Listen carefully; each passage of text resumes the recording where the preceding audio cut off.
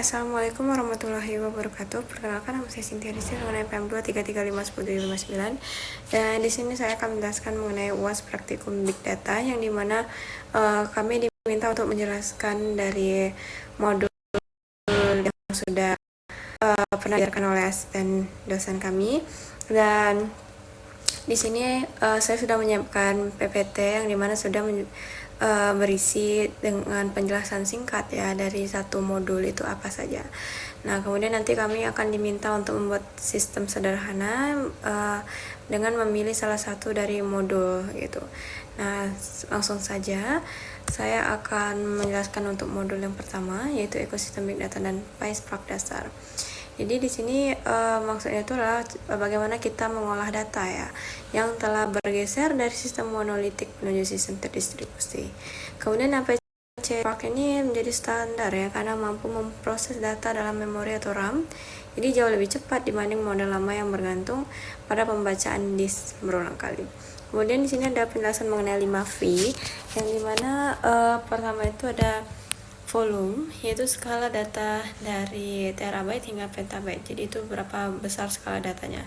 Kemudian velocity, itu kecepatan data yang masuk, contohnya log real time. Nah, ini berapa cepat data tuh masuk gitu. Jadi itu namanya velocity. Kemudian ada variety. Variety kan sesuai dengan namanya ya, kayak seperti varian gitu. Jadi beragam bentuk tabel, misalnya ada JSON, teks, hingga video, dan data itu bersifatnya beragam gitu. Kemudian ada veracity.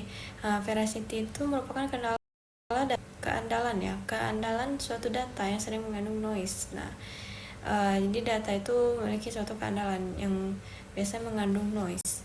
Kemudian ada value, itu wawasan bisnis yang bisa digali dari data. Kemudian ada arsitektur dari Apache Spark, yaitu yang pertama ada driver program, yaitu program utama berisi Spark Session sebagai titik masuk. Kemudian ada cluster manager, yaitu mengatur alokasi sumber daya dan node bekerja. Kemudian ada worker dan eksekutor, yaitu menjalankan tugas dan menyimpan data di RAM. Oke, lanjut untuk ke modul 2, yaitu HDFS, fondasi penyimpanan terdistribusi. Jadi HDFS ini semacam memecah ya berkas berukuran besar ya menjadi blok-blok yang disebar ke banyak komputer atau node. Nah, sehingga data tetap aman dan mudah diakses walau salah satu mesin bermasalah. Jadi inilah lapisan penyimpanan yang menjadi dasar sebelum data itu diproses oleh Spark. Nah, jadi sebelum data itu diproses oleh Spark, biasanya terdapat HDFS yang dapat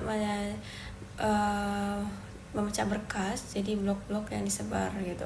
Kemudian ada name node itu otak ya dari HDFS, itu menyimpan metadata, lokasi dan susunan blok data di seluruh cluster. Kemudian ada data node itu pekerja yang benar-benar menyimpan blok-blok data fisik di penyimpanannya. Ketiga ada replication vector, jadi setiap blok digandakan beberapa kali agar data tetap aman jika satu node gagal. Itu ada ingesti datanya, jadi proses memasukkan data mentah dari lokasi ke HDFS sebagai langkah awal pipeline itu disebut ingesti data. Lanjut kita untuk modul 3, itu data wrangling di Apache Spark. Jadi data mentah dari sensor log atau sistem itu bersih dan rapi. Jadi data wrangling itu tahap membersihkan dan merapikan data itu sebagai sistem dianalisis ya. Spark itu membagi proses ini menjadi dua konsep utama. Yang pertama ada transformation sama action. Nah, kalau transformation itu operasi pembentuk data baru atau select filter with column, itu bersifat lazy evolution. Spark hanya mencatat rencana tanpa langsung mengeksekusinya. Kemudian ada action, itu operasi yang memicu eksekusi nyata dan mengembalikan hasil show, count, collect, and write. Disinilah seluruh rencana transformasi baru benar-benar jalankan. Keempat, teknik wrangling yang dipelajari, standarisasi teks dan null. Kemudian ada parsing, timestamp, ekspektasi, regex, dan input. Itu adalah teknik wrangling yang kami pelajarin gitu. Kemudian ada modul 4, yaitu Spark SQL, yaitu query, join, dan agregasi. Nah, Spark SQL itu mungkinkan query SQL standar itu jalankan di atas data terdistribusi skala petabyte yang dioptimalkan otomatis oleh Catalyst Optimizer. Jadi data frame itu perlu didaftarkan sebagai tampilan sementara agar bisa di-query memakai sintaks SQL murni. Nah, jadi kan ada 3 nih. Yang pertama adalah join, itu menggabungkan beberapa table berdasarkan kunci relasional inner, leaf, right, full, outer. Kemudian aggregation, itu merangkum data per kelompok memakai sum, average, count bersama closure di grup by. Kemudian ada window function, yaitu perhitungan analitis rank, lag di atas sekumpulan baris tanpa mengurangi jumlah baris output. Nah, untuk modul yang 6, kenapa modul 5 nggak ada? Karena waktu itu modul 5 itu kuis kalau nggak salah, pertemuan 5 itu kuis. Nah, yang untuk modul 6 yaitu menjalankan query saja tidak cukup. Jadi di dunia nyata, query itu harus jalan seefisien dan secepat mungkin agar hemat waktu dan sumber daya. Nah, yang pertama itu ada execution plan ya. Jadi seperti GPS itu mencari rute tercepat, Catalyst Optimizer itu menyusun rencana eksekusi terbaik sebelum data diproses atau explain. Ini adalah kodenya explain. Kemudian ada yang kedua itu caching atau persist. Jadi dia itu menyimpan tabel yang sering dipakai ke dalam RAM change agar tidak membaca ulang dari disk berkali-kali. Kemudian ada partitioning. Jadi repartition itu menata ulang partisi secara merata ya, atau full shuffle ya. Sedangkan collage itu mengurangi partisi lebih hemat. Yang keempat ada format kolom atau Parquet. Jadi Parquet itu menyimpan data secara kolumnar yang membuat kompresi lebih kecil dan query agregasi lebih cepat dibanding CSV. Lanjut, untuk modul 7 itu adalah MongoDB, basis data non-relational. Nah, jadi banyak aplikasi modern ini menghasilkan data semi atau tidak terstruktur. Jadi MongoDB ini fungsinya itu menyimpan data sebagai dokumen BSON yang fleksibel atau schemaless. Ya, jadi serta mendukung array dan data bersarang langsung dalam satu dokumen tanpa perlu banyak table dan join seperti pada RDBMS. Jadi ada istilahnya tuh database, misalnya pada ANAN itu database kan, table itu collection, dan row atau baris dokumen.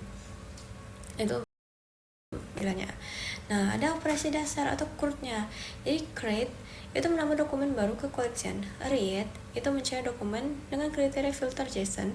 Update itu mengubah atribut tertentu tanpa menghapus yang lain.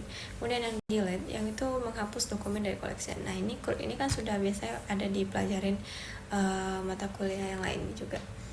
Nah, oke. Kita coba buat satu alur besar big data dari benang merah pembelajaran sebelum-sebelumnya. Jadi HDFS, yang pertama itu HDFS ya, yaitu menyimpan data mentah secara terdistribusi. Lanjut ke Spark, yaitu membersihkan data dan mengolah data atau wrong link. Kemudian lanjut lagi ke Spark SQL, yaitu menganalisis lewat query, join, dan agregasi. Kemudian masuk ke optimasi, yaitu memastikan proses efisien dan cepat. Yang terakhir tuh barulah MongoDB. Jadi MongoDB itu menampung data modern yang lebih fleksibel. Baik, itu saja untuk materi penjelasan. Saya akan lanjutkan untuk penjelasan dari sistem sederhana yang saya buat, yaitu saya menggunakan modul 4. Nah, di sini saya mengambil studi kasus, yaitu analisis penjualan toko online sederhana. Nah, di sini ada codingan yang pertama, yaitu untuk menginstal terlebih dahulu. Jadi tahap ini untuk proses persiapan ya, masuk ke pembahasan utama Spark SQL, yaitu library PySpark terlebih dahulu. Jadi dia tuh harus diinstal dulu menggunakan perintah ini, oke? Nah, APC Spark ini dapat digunakan pada notebook ya, seperti yang saya lakukan itu kan. Kemudian setelah itu dibuat sebuah Spark Session melalui Spark Session yang berfungsi sebagai penghubung antara notebook dengan engine Spark. Jadi nama aplikasi yang diberikan melalui app name seperti seperti punya saya ini, kita bisa menamainya entah itu modul 4, toko online atau yang lain-lain kan. Nah, tapi saya membuat nama saya gitu. Sedangkan misalnya master lokal itu mengatur Spark agar memanfaatkan seluruh core gitu. Kemudian inilah contohnya, setelah di-runningkan itu akan menghasilkan output Spark siap dipakai, dan ini versinya ya, versi Sparknya. Kemudian lanjut ini untuk table-table yang tadi di sini ada tiga table ya. Yang pertama ada tabel pelanggan, tabel produk, dan tabel transaksi. Jadi ini sebelum menganalisis menggunakan Spark SQL, kita buat 3 buah dataset. Nah, dataset tabelnya itu yang mewakili struktur data sebuah toko online. Jadi ada customer, produk, dan order gitu kan. Jadi dataset pelanggan tuh berisi informasi identitas pelanggan beserta kota asalnya.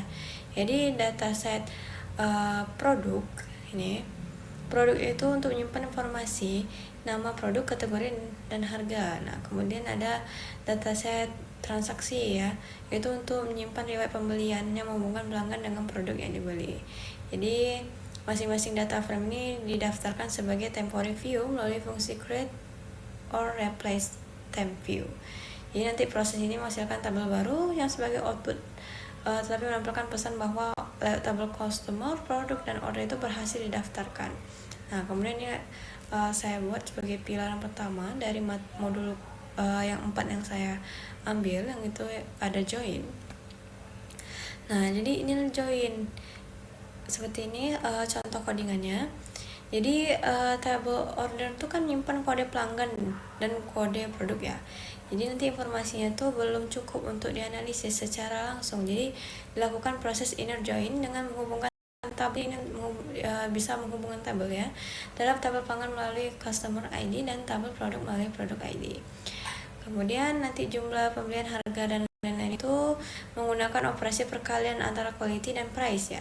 Kemudian nanti hasil penggabungan tuh kemudian simpan kembali sebagai temporary view yang bernama detail transaksi agar dapat digunakan pada proses agregasi maupun window function. Nah, nanti outputnya itu berupa seperti ini, yang dihasilkan memperlihatkan data transaksi yang sudah lengkap. Nah, ini kan udah digabungin nih, sehingga setiap transaksi tidak hanya menampilkan ID tapi juga nanti hasilnya tuh outputnya berupa data transaksi yang lengkap seperti ini. Kemudian lanjut lagi untuk aggregation. Nah, jadi aggregation ini seperti seluruh data transaksi ya. Jadi dia berhasil digabungkan. Jadi langkahnya itu merangkum data yang menggunakan fungsi agregasi. Jadi nanti query-nya mengelompokkan transaksi berdasarkan kategori produk yang menggunakan grup by kategori. Nah, nanti untuk menjumlahkan transaksi pada setiap kategori itu menggunakan sum dan memperoleh total nilai seperti average yang dibulatkan menggunakan round. Nah, nanti outputnya yang diperoleh itu kategori olahraga tuh memiliki total penjualan tertinggi sebesar 1.410.000 dari 4 transaksi kan nih. Diikuti kategori elektronik, fashion, dan buku. Kemudian lanjut lagi untuk ini ada agregasi berdasarkan kota ya, dan ini lebih diringkas lagi berdasarkan kota ya. Fungsinya tuh untuk menghitung jumlah pelanggan yang berasal dari setiap kota, jadi tanpa menghitung pelanggan yang lebih dari satu kali. Jadi nanti total nilai pembelian dari seluruh pelanggan pada kota tersebut itu hasilkan Jakarta tuh memiliki total belanja terbesar 1.520.000, disusul Bandung. Nah, begitulah, kan udah berurutan nih. Oke, lanjut lagi ke window function. Jadi berbeda dengan agregasi yang tadi yang merangkum dan data menjadi beberapa kelompok. Jadi window function tuh tetap mempertahankan setiap baris data sambil menambah informasi. Jadi nanti query-nya tuh menghitung total belanja setiap pelanggan jadi menggunakan sum yang disimpan pada common table expression. Kemudian nanti digunakan fungsi rank dengan partition by city sehingga proses pemeriksaan peningkatan itu dilakukan secara terpisah ya pada setiap kota.